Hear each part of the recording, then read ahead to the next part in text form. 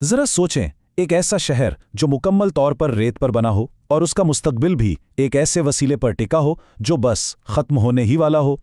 ये कहानी सिर्फ एक एयरलाइन की नहीं है। नहीं, ये उससे कहीं बढ़कर है। ये कहानी है बड़े ख्वाबों की, दूरअंदेशी की और एक ऐसे नाकाबिले यकीन जुए की जिसने एक शहर को रेत से उठाकर सीधा आसमानों तक पहुंचा दिया।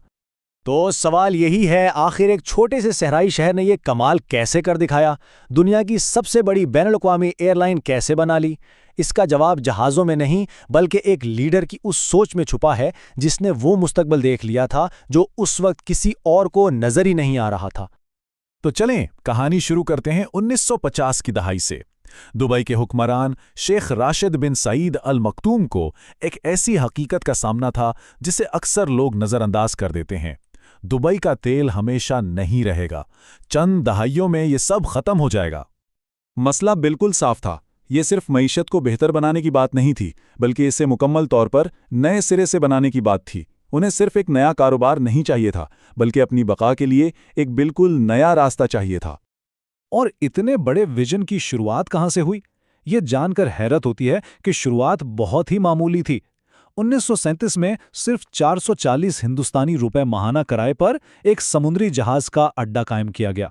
कौन सोच सकता था कि ये छोटी सी जगह एक दिन दुनिया के सबसे बड़े एविएशन हब की बुनियाद बनेगी। इसी छोटी सी शुरुआत से एक बहुत बड़ा विजन पैदा हुआ। दुबई ने सिर्फ जहाज़ों को जगह नहीं दी, बल्कि खुद को दुनिया के लिए एक गेटवे, एक दरवाजे के तौर पर तामीर करना शुरू कर दिया। जरा इस तरक्की की रफ्तार तो देखें। 1960 में सिर्फ एक रेत की पट्टी और सिर्फ 20 साल में दुबई एक ऐसा अहम मरकज बन गया जिसने कराची जैसे बड़े हवाई अड्डों से भी ट्रैफिक छीनना शुरू कर दिया था।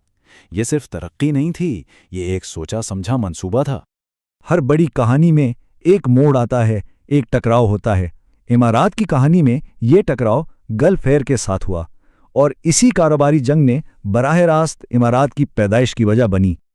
गल्फ एयर, जो इस वक्त इलाके की सबसे बड़ी एयरलाइन थी, चाहती थी कि दुबई से गुजरने वाले सारे मुनाफा बख्श रूट्स पर उसका कंट्रोल हो।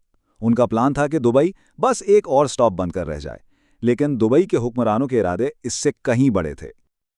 और ये था वो फैसला कुन लम्हा। शेख मोहम्मद बिन राशिद अल मखदूम का जवाब बिल्कुल साफ और दो टोक था। दुबई किसी पर इन्हिसार नहीं करेगा। ये सिर्फ एक जवाब नहीं था, ये एक ऐलान आज़ादी था। ये एक जवाबी हमला था जिसका मकसद दुबई को दुनिया से काट देना था। लेकिन इस कदम ने दुबई को तोड़ने के बजाय उनके इरादों को और भी पक्का कर दिया। इसी बहरान ने उन्हें अपनी तकदीर खुद लिखने पर मजबूर कर दिया। अब दुबई के सामने दो ही रास्ते थे, या तो हार मान लें या कुछ नामुमकिन कर दिखाएं। और उन्होंने नामुमकिन को चुना। उन्होंने फैसला किया कि वो अपनी एयरलाइन शुरू करेंगे, जिसका नाम रखा गया इमारात। देखें, एक नई एयरलाइन शुरू करने के लिए अमूमन $70 मिलियन लगते थे, जो एक बहुत बड़ी रकम थी। लेकिन दुबई ने यह काम सिर्फ $10 मिलियन में कर दिखाया। कैसे? बहुत होशियारी से। उन्होंने जहाज खरीदे नहीं, बल्कि पाकिस्तान इंटरनेशनल एयरलाइंस से 2 जहाज अमले समेत लीज पर ले लिए। ये एक शानदार और ज़हीन कदम था। 25 अक्टूबर 1985 एक तारीखी दिन था, और इससे भी ज़्यादा हैरानकुन बात यह थी कि वो इब्तिदाई $10 मिलियन की सरमायाकारी सिर्फ 1 साल में ही पूरी हो गई। इमारात ने न सिर्फ परवाज शुरू की थी, बल्कि वो आसमानों की तरफ तेज़ी से बढ़ रही थी। लेकिन सिर्फ शुरुआत करना काफ़ी नहीं था। इमारात का मकसद दुनिया पर छा जाना था, और ये उन्होंने चंद ऐसी ज़बरदस्त हिकमत अमलियों से किया जिन्होंने पूरी एयरलाइन इंडस्ट्री को ही बदल कर रख दिया।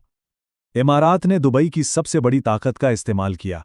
इसकी जोग्राफियाई पोजीशन बिल्कुल दुनिया के बीच में होने की वजह से वो अपने सेंट्रल हब से परवाजें जोड़कर फ्यूल पर बेतहाशा बचत कर सकते थे। ये आइडिया सादा था, लेकिन इस पर अमल दरामद कमाल का था। और ये था उनकी कामयाबी का असल राज। जहां दूसरी एयरलाइंस दर्जनों मुख्तलिफ किस्म के जहाज इस्तेमाल करती थीं, इमारात ने सिर्फ 2 मॉडल्स पर फोकस किया। इस एक फैसले ने उन्हें हर चीज़ में बचत दी, जहाज खरीदने से लेकर उनके पुर्जे रखने और पायलट्स को ट्रेनिंग देने तक। ये एक ऐसी हिकमत अमली थी जिसकी नकल करना दूसरों के लिए तकरीबन नामुमकिन था। इस बात की अहमियत को समझने के लिए सिर्फ ये चार्ट देख लें। दुनिया का सबसे बड़ा मुसाफिर बरदार जहाज एयरबस A380 जितने भी दुनिया में हैं, उनमें से आधे यानी 50% अकेली इमारात चलाती है। ये सिर्फ कामयाबी नहीं, ये मुकम्मल बालादस्ती है। तो इन तमाम ज़हीन फैसलों और बहादुराना इक़दामात का नतीजा क्या निकला? आइए देखते हैं कि इमारात की कामयाबी असल में कितनी बड़ी है।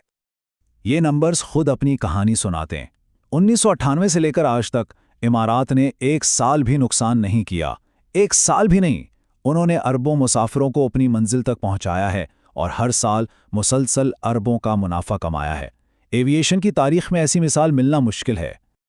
दुबई और इमारात की ये कहानी हमें एक बहुत बड़ा सबक सिखाती है कि एक बड़े विजन, होशियार हिकमत अमली और मुश्किलात से ना घबराने की हिम्मत के साथ कुछ भी मुमकिन है।